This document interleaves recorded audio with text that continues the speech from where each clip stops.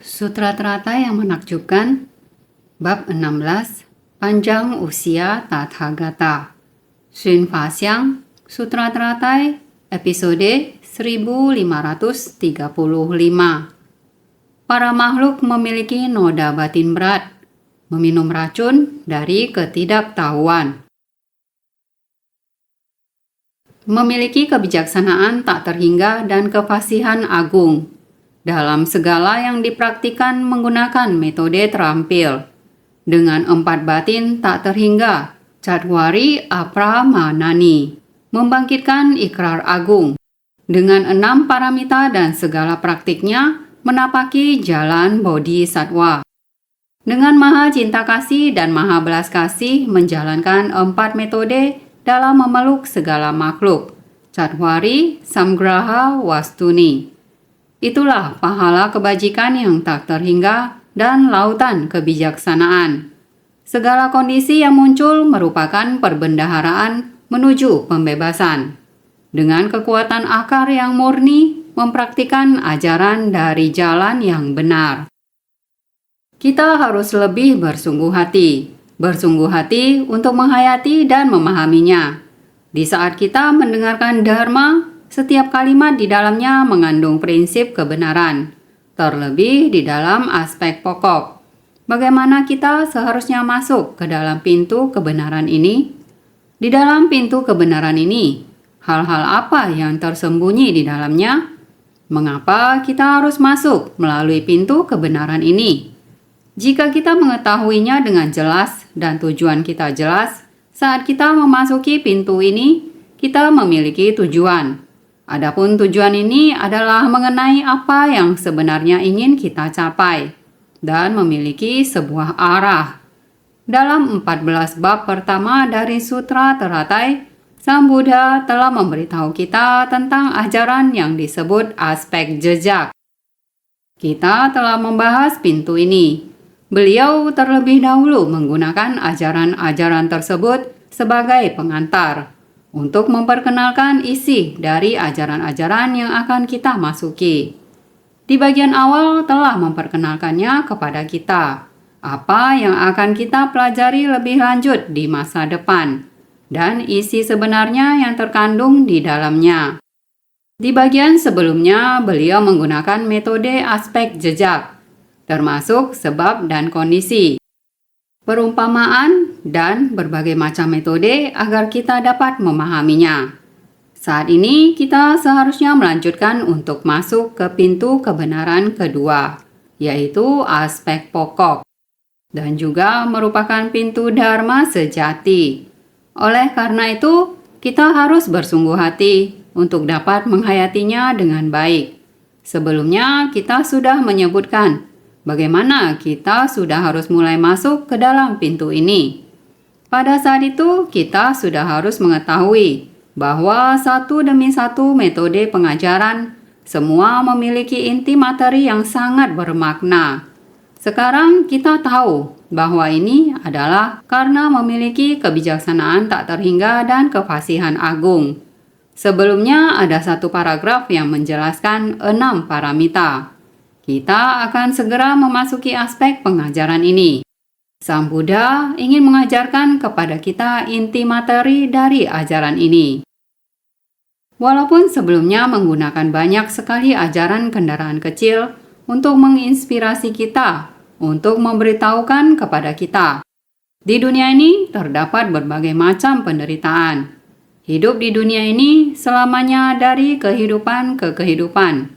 Karena kegelapan batin, lalu menciptakan kerisauan dan lain-lain.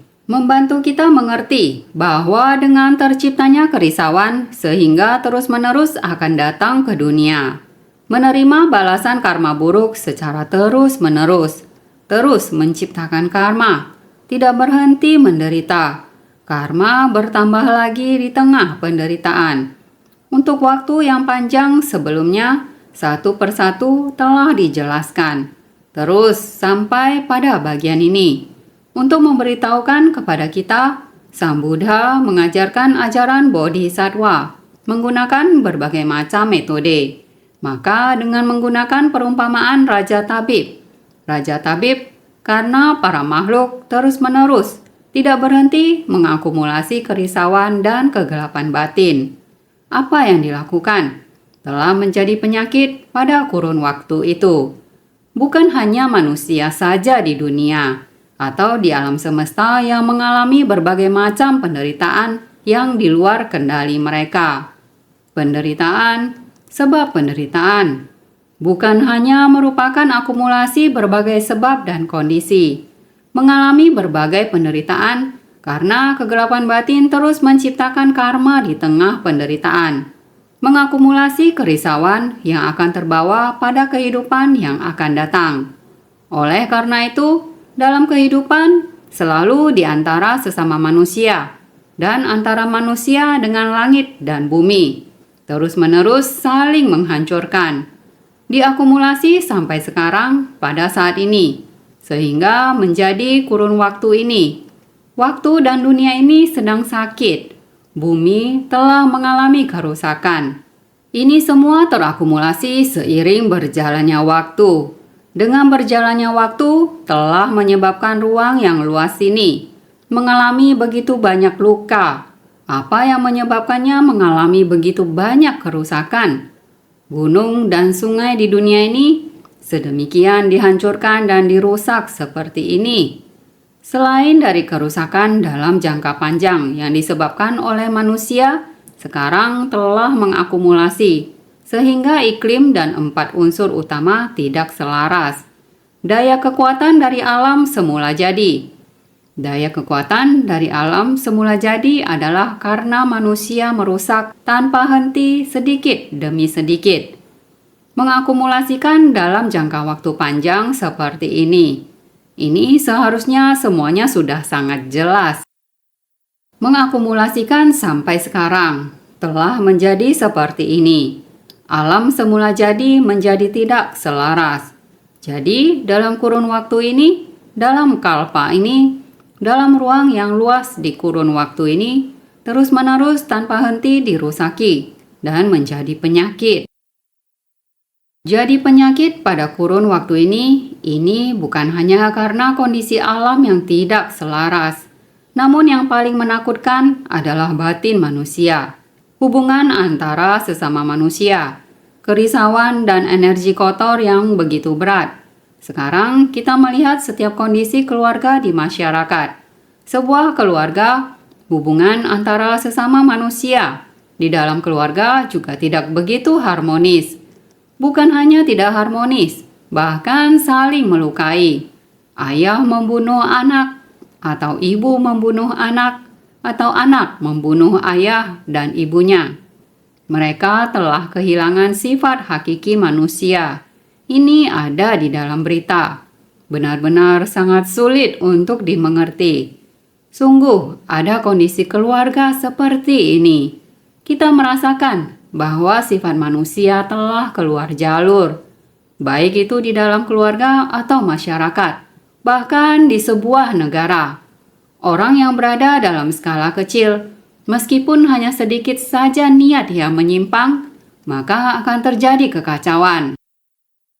Bukan hanya kebaikan melawan kejahatan saja yang menyebabkan kekacauan, bahkan mereka yang berada di jalan dan misi yang sama, juga tanpa disadari, perlahan-lahan menjadi terpecah belah. Maka di antara agama yang berbeda, konflik antar agama juga mulai terjadi. Bahkan dalam agama yang sama, ada banyak sekte berbeda yang telah terbentuk.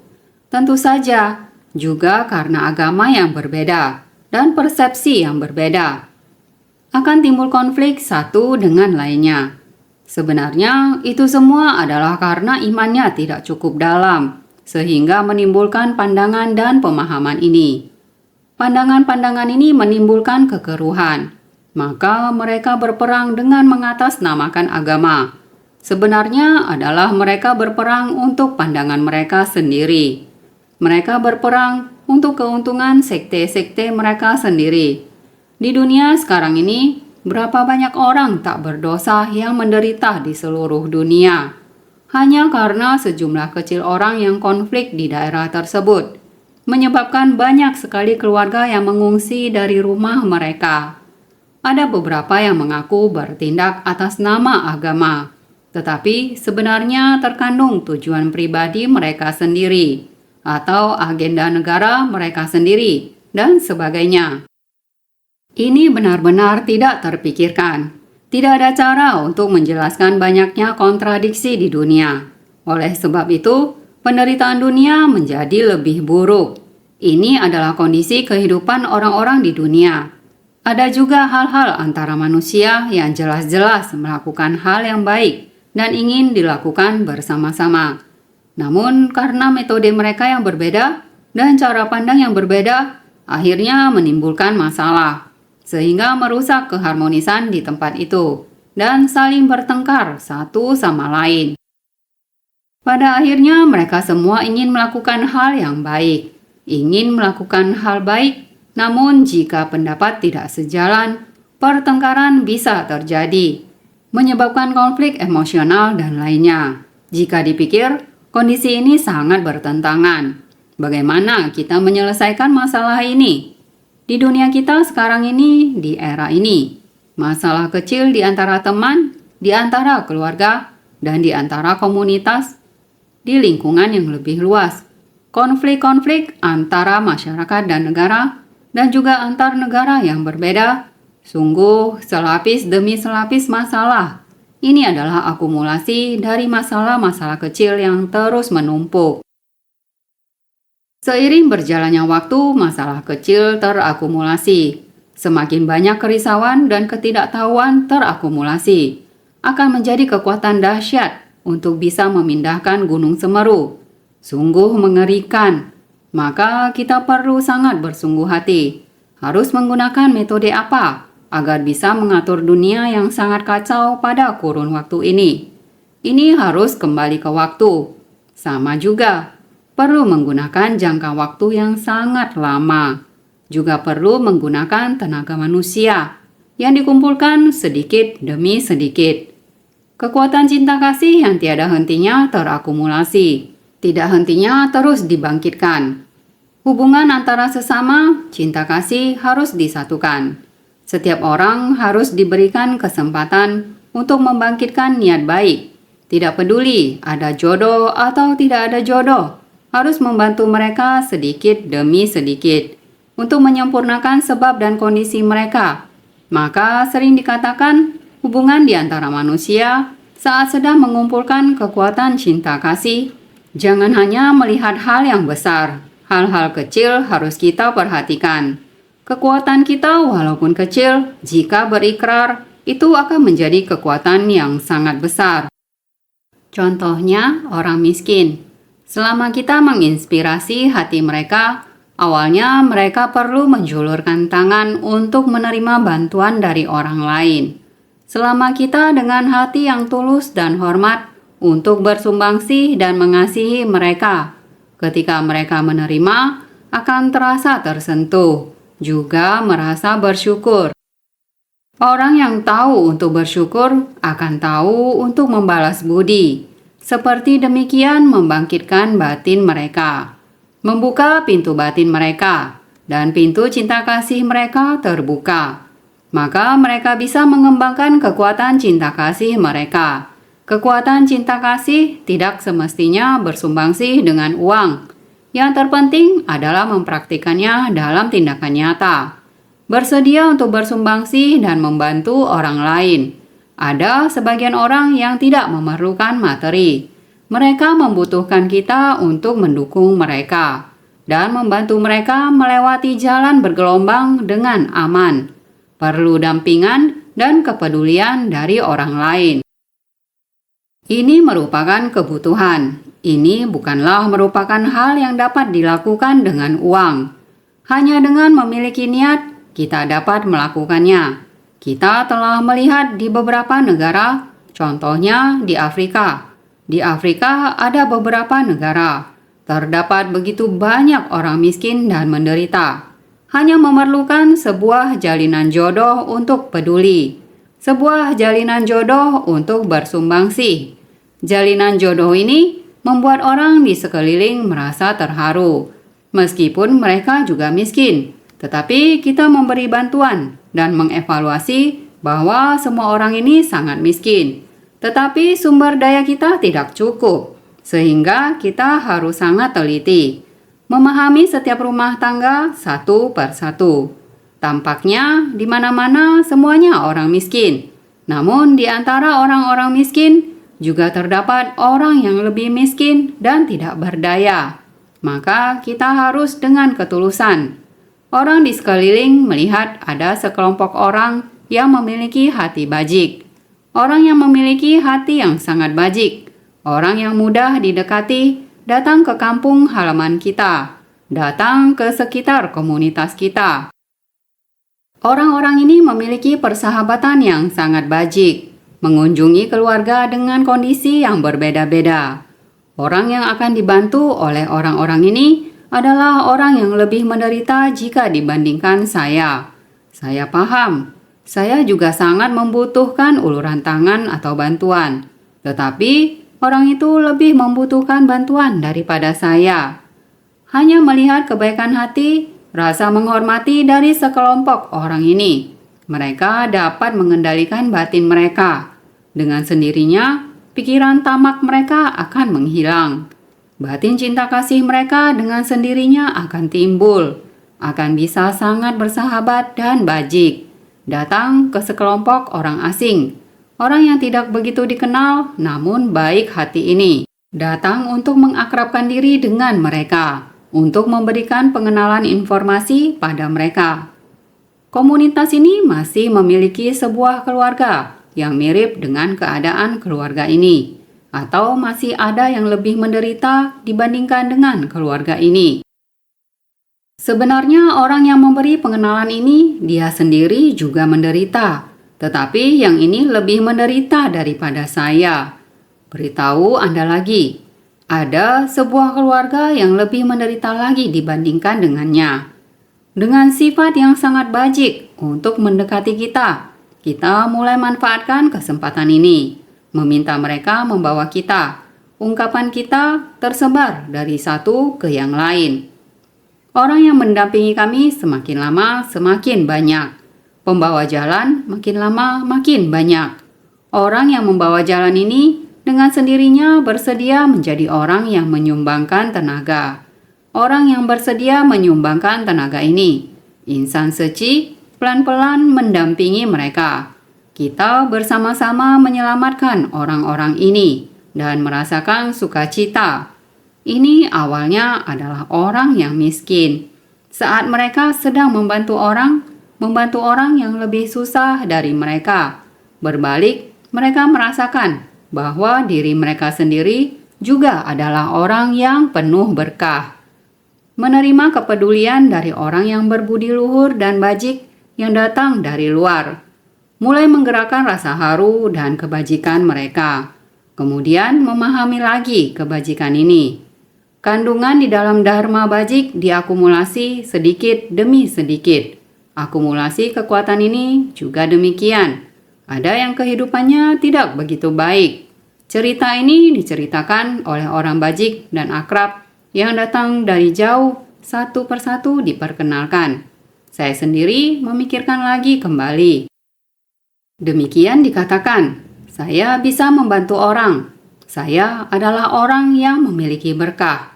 Saya bersedia. Saya bersedia secara resmi demi organisasi ini untuk bertanggung jawab di tempat ini. Jadi ketika kami di Afrika, baik di Mozambik ataupun di Botswana atau di Swaziland ataupun banyak negara lainnya, semua terlihat sangat miskin. Tetapi yang sekarang Anda lihat, relawan, langit biru dan awan putih adalah sangat besar dan panjang.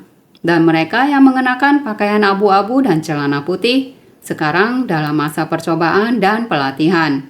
Sangat besar dan panjang. Kalian lihat, di Mozambik, mereka hidup mandiri dengan menanam sayuran, lalu menjual sayuran dan mempromosikan untuk bervegetarian. Saat mereka berjalan di sepanjang jalan, lihatlah, ada ratusan orang yang berbaris rapi, berjalan di jalan sambil memberikan arahan untuk berbuat kebaikan. Memberikan arahan ke semua orang, jangan membunuh makhluk hidup. Dan makan sayur itu sehat. Mereka mempromosikan sayur mayur di tempat itu dan menjualnya. Mereka akan mengumpulkan uang hasil penjualan untuk dana bantuan. Kali ini di Amerika Serikat, di bulan Agustus tahun 2017. Kita pergi memberi bantuan kepada korban badai Harvey.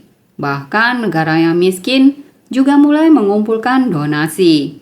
Tidak peduli berapa banyak uangnya, mereka mengumpulkannya sedikit demi sedikit. Ada banyak orang yang mengumpulkan sedikit donasi untuk memberikan bantuan kepada negara yang kaya. Mereka yang mengalami ketidakkekalan dan bencana, mereka berkenan untuk bersumbangsi sedikit. Beginilah bagaimana kita mengubah para makhluk sedikit demi sedikit dan melihat kekuatan dari jumlah kecil. Hati orang-orang ini sudah tersucikan dan cinta kasih dalam hatinya pun terbangkitkan. Mereka bukan lagi orang yang miskin. Jiwa mereka sudah menjadi kaya. Setiap hari mereka bersukacita dan setiap hari mereka hidup dalam kelimpahan. Bukan dari segi materi, tetapi dalam cinta kasih. Para hadirin, ketika kita membahas tentang perihal ini, hati kita terbuka lebar. Kalau membahas tentang dunia saat ini, era kita sudah sakit, batin kita pun khawatir. Jadi kita mesti menggunakan tenaga dan waktu kita.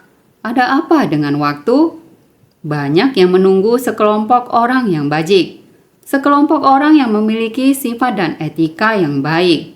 Bekerja dalam kesatuan, harmoni, dan cinta kasih. Kelompok yang harmonis dan bersatu ini sangat ramah dan baik.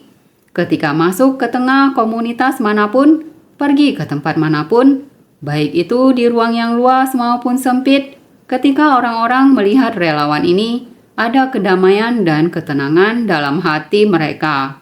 Mereka bisa menjadi sangat harmonis, membuat mereka ingin mendekat pada kelompok ini dan bergabung dengan mereka untuk melakukan hal baik. Inilah mengubah para makhluk yang sesungguhnya. Kita mesti mengakumulasi kemampuan seperti ini. Hendak menggunakan metode seperti apa? Mesti mengaplikasikan kebijaksanaan. 6 paramita dan segala praktiknya. Dana, sila, kesabaran, giat bersemangat, samadhi, dan kebijaksanaan. Dengan kebijaksanaan, maka akan dapat terakumulasi 6 paramita dan segala praktiknya. Hal yang terpenting adalah memiliki kebijaksanaan tak terhingga dan kefasihan agung. Bagaimana caranya hendak mengakumulasi segala tindakan yang berdasarkan kebajikan? Aspek jejak Sang Buddha adalah akumulasi banyak kebajikan dari masa lampau. Praktik kebajikan mesti dengan kesabaran dan menjalankannya sesuai dengan aturan. Datang dan pergi dari dunia ini. Metode 6 paramita ini membimbing para makhluk secara luas di dunia, menapaki jalan bodhisattva. Banyak sekali kisah adalah perumpamaan dari berpadunya perkataan dan jalinan jodoh. Demikianlah aspek jejak ini menyampaikan ke kita. Semua ini karena penggunaan dari memiliki kebijaksanaan tak terhingga dan kefasihan agung dari kehidupan demi kehidupan. Demikian caranya membimbing para makhluk. Maka dalam segala yang dipraktikkan menggunakan metode terampil. Demikian Sang Buddha melalui semua hal ini. Masa yang panjang dari kehidupan demi kehidupan. Kehidupan ini adalah masa yang amat panjang. Ruang yang luas ini adalah tak terhingga dan tak terhitung. Dalam dunia saha ini, dalam semua ruang, Buddha sudah pernah datang dan pergi, lalu kembali lagi. Bukan hanya di Nepal, bukan hanya di negeri Kapilawastu, namun dia datang dan pergi di seluruh dunia saha, sehingga beliau adalah 4 batin tak terhingga. Memanfaatkan 4 batin tak terhingga, maha cinta kasih, maha belas kasih, maha sukacita, maha keikhlasan, 4 batin tak terhingga, dengan tekad dan ikrar agung ini. Dia datang dan pergi di tengah ruang dan waktu di dunia, menggunakan 6 paramita dan segala praktiknya. Datang dan pergi di jalan Bodhisattva, mempraktikkan 6 paramita dan segala praktiknya di dunia ini. Oleh karena itu, dengan maha cinta kasih dan maha belas kasih, menjalankan 4 metode dalam memeluk segala makhluk. Chatwari Samgraha Wastuni. Maha cinta kasih dan maha belas kasih, berbelas kasihan tanpa syarat dan mengasihani insan lain bagai terhadap diri sendiri. Di tengah kerumunan orang banyak, berbuat baik, berdana, berkata baik, dan bekerja sama dengan baik. 4 metode dalam memeluk segala makhluk ini dapat membantu kita mendekati banyak orang. Dengan keharmonisan, sangat harmonis. Sekelompok relawan ini pergi ke berbagai tempat, tidak takut bekerja keras dan tidak takut bahaya. Melihat begitu banyak bencana di dunia, di tempat yang makmur dan berkecukupan seperti di Amerika, juga menggerakkan relawan untuk memberikan bantuan. Di tempat yang kurang berkecukupan atau miskin, seperti di Republik Dominika dan Guatemala, kita juga dapat melihat relawan biru putih menuju jalan pegunungan yang penuh bahaya. Di sungai, melintasi dasar sungai. Para relawan menyeberangi sungai, melompati bebatuan dan mendaki gunung. Mereka menapaki jalan yang penuh bahaya seperti ini. Saya tidak tega melihatnya. Tetapi tempat yang mereka tuju, kita melihat rumah yang sangat tidak layak, hancur karena bencana. Sebelumnya, kita dapat melihat bahwa pada dasarnya mereka sudah dalam penderitaan. Sekarang kita dapat melihat nyawa mereka dalam bahaya, kekurangan makanan dan minuman. Keluarga seperti ini, pasukan Bodhisattva, biru putih dan abu putih, bergandengan tangan, para relawan mengarungi bahaya melewati jalan ini untuk memberikan penghiburan dan bantuan. Kita perlu tahu bahwa dengan melihat hal tersebut, inilah kehidupan manusia masa kini. Begitu banyak bencana di seluruh penjuru dunia. Dunia di era ini sudah sakit. Orang-orang menderita dan banyak terjadi krisis, yaitu dengan mengandalkan para bodhisattva ini, yang tidak takut akan lelah. Coba kita renungkan. Ini adalah dengan 6 paramita dan segala praktiknya, menapaki jalan bodhisattva. Mereka menerapkan dengan maha cinta kasih dan maha belas kasih, menjalankan 4 metode dalam memeluk segala makhluk. Di dalam kerumunan orang banyak, mereka berdana, berbuat baik, berkata baik, dan bekerja sama dengan baik. Mereka mendekati orang-orang dan menginspirasi mereka. Semua ini sangatlah penting. Juga menerapkan pahala kebajikan yang tak terhingga dan lautan kebijaksanaan. Dengan begini, maka antara sesama manusia dapat disatukan. Dengan pelatihan diri untuk waktu yang sangat panjang, demikian terakumulasi adalah pahala kebajikan dan lautan kebijaksanaan. Karena mereka sudah melihat banyak permasalahan dan juga sudah melihat banyak jenis manusia, kebijaksanaan ini akan dengan sendirinya muncul. Kita juga seharusnya sudah melihat begitu banyak hal dan masalah, dan banyak cerita yang dapat kita ceritakan. Sang Buddha juga seperti ini, sudah menolong banyak makhluk. Cerita juga sudah banyak, dan jalinan jodoh juga sudah banyak yang terjalin. Hukum karma juga telah banyak dipahami, maka sangat banyak mengajarkan tentang aspek jejak. Maka ini semua adalah pahala kebajikan yang tak terhingga dan lautan kebijaksanaan. Sehingga segala kondisi yang muncul merupakan perbendaharaan menuju pembebasan. Sebab dan kondisi tidak pernah putus. Setiap hari, sebab dan kondisi yang memunculkan tindakan. Apabila kita dapat menggenggam kesempatan, kita perlu bergegas, bersumbangsi tanpa pamrih, dan bersyukur. Inilah merupakan gerbang pembebasan. Batin tidak mengalami kerisauan. Tidak ada pikiran untung atau rugi yang mengikat kita. Maka kita telah mencapai pembebasan. Kita setiap hari berada di gerbang pembebasan, pintu masuk ke tingkat nirwana. Dan perbendaharaan menuju pembebasan, mengubah kesadaran menjadi kebijaksanaan. Di dalam 8 kesadaran kita hanya mengandung benih kebajikan, selalu bersumbangsih tanpa pamrih. Batin tanpa kerisauan dan pikiran tidak bercabang, yaitu benih jalinan jodoh baik. Perbendaharaan pahala kebajikan menuju pembebasan. Dengan kekuatan akar yang murni mempraktikkan ajaran dari jalan yang benar. Para hadirin, kita semua harus bersungguh hati menyelami permasalahan dunia. Prinsip kebenaran dari ajaran Buddha. Bagaimana kita bisa mengakumulasi semua ini? Kita harus bersungguh hati. Maka naskah sutra sebelumnya mengatakan, orang ini mempunyai banyak putra, mungkin 10, 20, atau bahkan 100. Dikarenakan ada sesuatu hal, dia melakukan perjalanan jauh ke negeri lain. Sutra Teratai bab 16, panjang usia Tathagata. Perumpamaan dalam naskah sutra ini seperti seorang tabib. Beliau telah meninggalkan keluarga. Setelah kembali dari luar daerah, melihat anak-anak ini, lalu bagaimana menindaklanjutinya? Naskah sutra berikutnya mengatakan demikian. Sesudah kepergiannya, para putranya meminum racun. Ketika racun bekerja, mereka mengalami gangguan mental dan bergulingan di atas tanah. Sutra Teratai bab 16, panjang usia Tathagata. Para putranya, yaitu tabib ini memiliki keluarga yang sangat besar dan banyak anak, sehingga dia memiliki urusan untuk pergi ke tempat lain. Pergi ke tempat lain untuk sementara waktu, kemudian pulang kembali, dan menyadari ternyata para putranya meminum racun. Karena tabib pergi untuk sementara waktu, maka anak-anak ini menjadi kebingungan.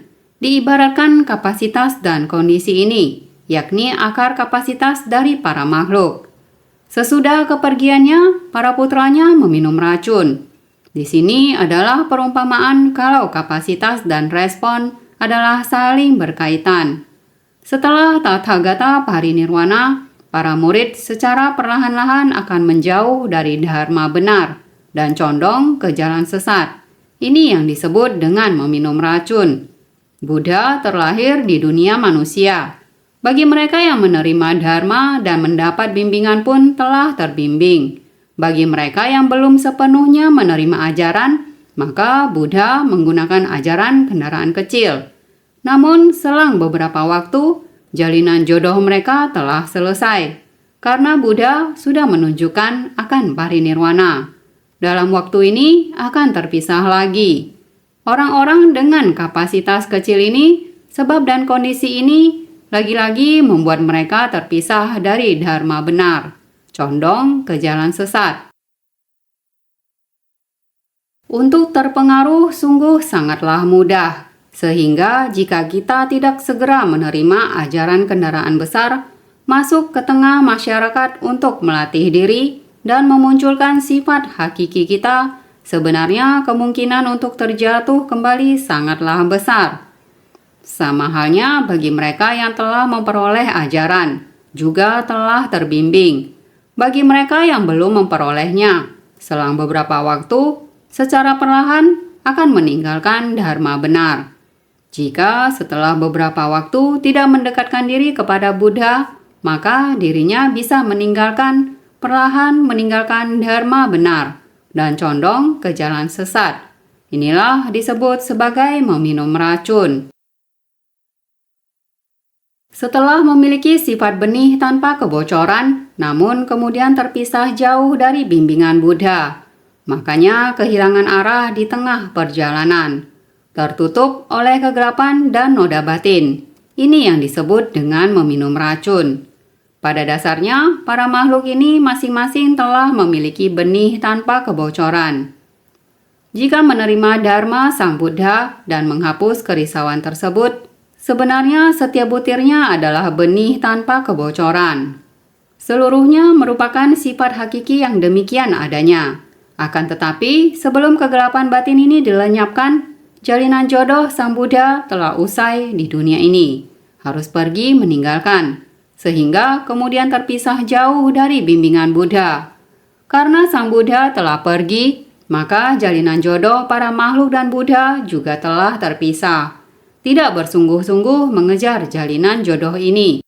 Tidak dilanjutnya, maka jalinan jodoh ini pun telah terpisah, sehingga melakukan hal yang bertentangan dengan moral dan keadilan.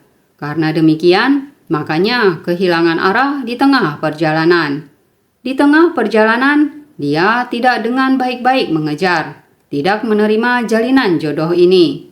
Sehingga mereka tersesat di tengah perjalanan, maka tertutup oleh kegelapan dan noda batin. Di antara waktu ini, karena mereka tidak terus mendekati Buddha Dharma, sehingga kerisauan dan karma mulai bangkit kembali. Makhluk awam. Dalam hal ini, kerisauan batin mulai menciptakan kekuatan karma. Ini disebut meminum racun. Sehingga melihat para makhluk memiliki kebajikan sedikit dan noda batin berat. Naskah sutra sebelumnya juga mengatakan, berkah dan kebajikan para makhluk sangat dangkal. Melihat para makhluk memiliki kebajikan sedikit dan noda batin berat, setelah Buddha parinirwana, mereka lebih suka melekat pada ajaran guru sesat. Maka dikatakan, sesudah kepergiannya, para putranya meminum racun. Para makhluk memiliki kebajikan sedikit dan noda batin berat. Jika kebajikan dan berkah sedikit, maka noda batin ini sangat berat. Beberapa orang mengatakan hal yang sama. Mengapa yang Anda dengar itu semua adalah hal baik, sedangkan yang saya dengar adalah hal-hal yang merisaukan? Benar, apa yang dilihat orang yang mempunyai berkah adalah hal-hal baik dan orang-orang baik, serta mendengarkan kata-kata yang baik. Jika orang yang tidak mempunyai berkah dan memiliki jalinan jodoh buruk, yang ditemui adalah jalinan jodoh buruk. Orang-orang yang bersama Anda adalah para penggosip, membuat batin Anda tidak bisa tenang, membuat batin Anda dengan mudah timbul kerisauan, dan menciptakan karma buruk. Ini adalah orang-orang yang berkahnya sedikit. Orang yang tidak memiliki berkah ini sangat menakutkan. Maka itu, teman yang bermanfaat dan teman yang merugikan. Di dalam bab praktik penuh kedamaian dan kebahagiaan juga sudah pernah kita bahas. Teman yang bermanfaat dan teman yang merugikan. Jadi orang yang memiliki berkah akan mendapatkan teman yang bermanfaat. Orang yang tidak memiliki berkah akan mendapatkan teman yang merugikan, yaitu memecah belah kita. Memecah belah kelompok. Mereka membicarakan kita seperti ini, maka kita tidak akan bekerja sama dengan mereka. Hal-hal yang baik akan kita lakukan sendiri, maka akan menjadi demikian. Ini adalah orang-orang yang memiliki karma buruk yang berat. Berkah dan kebajikan mereka sedikit. Noda batinnya berat. Jadi, setelah Buddha parinirwana, mereka lebih suka melekat pada ajaran guru sesat. Setelah Buddha parinirwana, jika bertemu teman yang merugikan seperti ini, akan membawa mereka ke jalan yang menyimpang. Jadi, maka dikatakan, sesudah kepergiannya, para putranya meminum racun. Hal inilah yang perlu kita perhatikan. Karena demikian, ketika racun bekerja, mereka mengalami gangguan mental. Oleh karena itu, ketika racun telah bekerja, maka akan tersesat, akan terganggu atau kacau. Ketika racun bekerja, mereka mengalami gangguan mental. Munculnya delusi adalah racun bekerja. Karma berat adalah mengalami gangguan mental, tidak tahu akan jalan utama untuk keluar dari keduniawian. Makanya disebut mengalami gangguan mental. Munculnya delusi adalah racun bekerja. Delusi kita tidak pernah bisa memahaminya, dan terus-menerus terjadi kesalahpahaman di antara sesama, serta terus terjadi konflik antar manusia. Terus-menerus terjadi. Ibarat meminum racun, pikiran tidak stabil, pikiran selalu kacau dan tidak jelas, tidak bisa bersama dengan orang baik, dan pikiran selalu kacau. Oleh karena itu, karma berat adalah mengalami gangguan mental, karena racun sedang bekerja. Racun yang bekerja melambangkan kekuatan karma, dan kekuatan karma terus meningkat. Maka teman baik terus menjauh, dan teman jahat terus mengikuti Anda. Prinsip yang sama, racun ini mulai bekerja. Rintangan menjadi semakin banyak, dan pikiran menjadi semakin bingung. Sehingga karma berat adalah mengalami gangguan mental. Tidak tahu akan jalan utama untuk keluar dari keduniawian. Tidak tahu bagaimana cara melepaskan diri. Dari penderitaan ketidaktahuan dan kesulitan dunia ini, semakin lama semakin tidak mengetahuinya. Karena demikian disebut mengalami gangguan mental. Jadi bergulingan di atas tanah. Di tempat itu berjuang. Bergulingan di atas tanah, racun kesesatan serempak menyerang batin dan jiwa, membuat terus berkelana dalam semua alam kelahiran. Ini yang disebut bergulingan. Terlahir berulang kali tanpa pernah lepas dari alam-alam kelahiran rendah, bergulingan di atas tanah. Racun kesesatan serempak menyerang batin dan jiwa. Racun kesesatan ini terus menyerang batin dan jiwa kita. Prinsip kebenaran telah dijelaskan dengan jelas kepada kita. Apakah kita bisa mendengarkannya? Kita mendengarkannya dan mengubah menjadi konflik. Menurut prinsip kebenaran yang dijelaskan kepada kita, kita harus memahaminya dengan jelas. Sebaliknya, menjadi racun bagi kita. Mereka tidak bersedia mendengarkannya. Pikiran mereka semakin tidak mampu mendengarkan dharma bajik ini. Maka dikatakan bagaikan ular minum air. Ini hanya membuat racun menjadi semakin kuat. Karena ular beracun, tidak peduli berapa banyak air mereka minum. Mereka masih tetap mempertahankan racun mereka.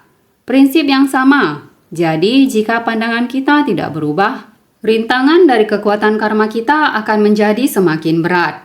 Racun kesesatan serempak menyerang batin dan jiwa. Kondisi penyakit batin dan tubuh kita menjadi semakin parah.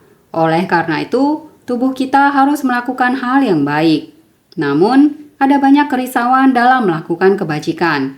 Jadi, batin dan tubuh kita tidak selaras, sehingga tubuh dan batin sakit. Ini terjadi di era ini. Oleh karena itu, orang dan zaman juga sedang sakit. Seiring zaman yang sedang sakit, sehingga kondisi hubungan antar manusia juga sakit. Singkat kata, kata sakit ini adalah pada saat ini. Saat ini, waktu, ruang, hubungan antar manusia adalah sangat parah. Jadi ini adalah racun kesesatan serempak menyerang batin dan jiwa. Sehingga membuat terus berkelana dalam semua alam kelahiran. Ini yang disebut bergulingan.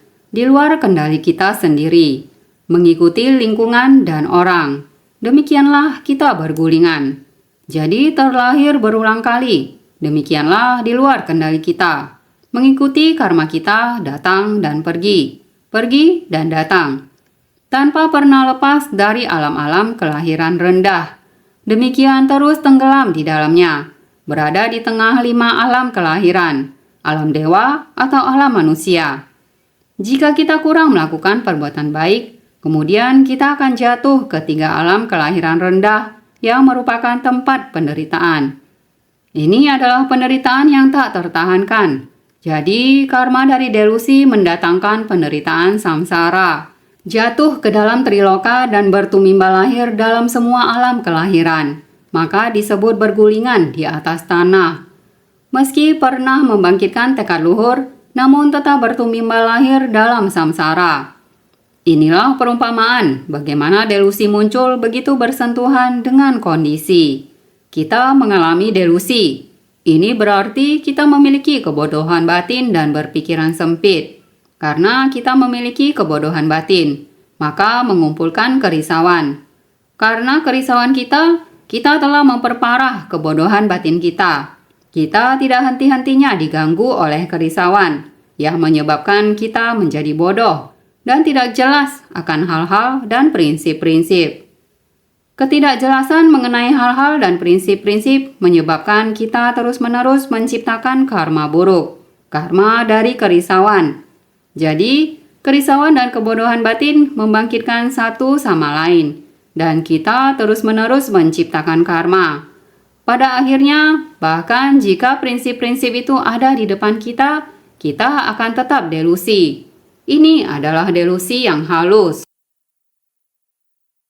Delusi dari pandangan dan pemikiran keliru. Ini sangat halus. Kita tidak dapat melihat mereka. Namun mereka bangkit dari pikiran kita. Dari sebab dan kondisi yang tidak berwujud. Yang selalu tidak dapat dibayangkan. Tidak ada cara untuk menjelaskan. Delusi yang terus-menerus muncul seperti ini. Sehingga karma dari delusi mendatangkan balasan penderitaan samsara. Hal ini berada di luar kendali kita. Maka itu kita jatuh ke dalam triloka. Kita terus-menerus tumimbal lahir di triloka ini. Bertumimbal lahir dalam semua alam kelahiran. Orang-orang tidak punya kendali akan diri mereka sendiri. Maka disebut bergulingan di atas tanah. Meski telah membangkitkan tekad agung, namun tetap bertumimbal lahir dalam samsara. Kita sudah jelas-jelas membangkitkan tekad agung. Bagaimana kita bisa terjebak dalam siklus ini? Masih tetap berada di siklus samsara ini. Ini karena kami tidak mengesampingkan kerisauan, tidak dapat mengurai pandangan bias kami. Apa yang bisa kita lakukan mengenai hal ini? Ananda bertanya pada Sang Buddha. Yang Mulia Buddha, bahkan ketika Anda berada di sini, murid-murid ini bahkan tidak dapat dikendalikan. Kelompok 6 orang biksu ini. Setelah kamu pergi, siapa yang bisa menjinakkan mereka? Sang Buddha hanya menjawab, usahakan membujuk mereka.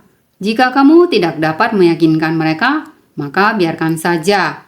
Anda semua harus welas asih dan toleransi. Mereka sendiri yang harus menghadapinya. Karma yang mereka ciptakan sendiri. Bahkan Sang Buddha mengungkapkan ketidakberdayaan tersebut. Saat jalinan jodoh telah berakhir, Sang Buddha hendak memasuki parinirwana. Bagaimana dengan makhluk yang belum berhasil dibimbing? Kita hanya bisa bertoleransi dan biarkan saja. Biarkan mereka saja. Itu saja. Mau bagaimana lagi? Para hadirin, kita harus benar-benar bersungguh hati. Jika kita tidak bersungguh hati, kita tidak akan bisa menemukan jalan untuk memasuki aspek pokok dari Tathagata. Jika kita tidak dapat memahami arti dari aspek jejak, maka bagaimana kita bisa memasuki aspek pokok? Dalam memasuki aspek pokok, kita harus mengikuti ajaran Buddha. Kita harus menjalankan 6 paramita dan segala praktiknya. 4 metode dalam memeluk segala makhluk. Dan 4 batin tak terhingga. Kita harus menjalankan semua ini. Kita perlu melatih dalam jangka waktu yang panjang. Kita harus merubah kesadaran menjadi kebijaksanaan. Para hadirin, metode ini mengajarkan kita bagaimana kita bisa kembali ke jalan hakiki tathata kita. Jika kita sendiri tidak mau untuk membuka jalan ini, maka tidak peduli apakah arah jalan kita sudah benar, semuanya akan sia-sia. Maka dari itu, tidak ada yang bisa kita lakukan. Jadi, kita harus senantiasa bersungguh hati.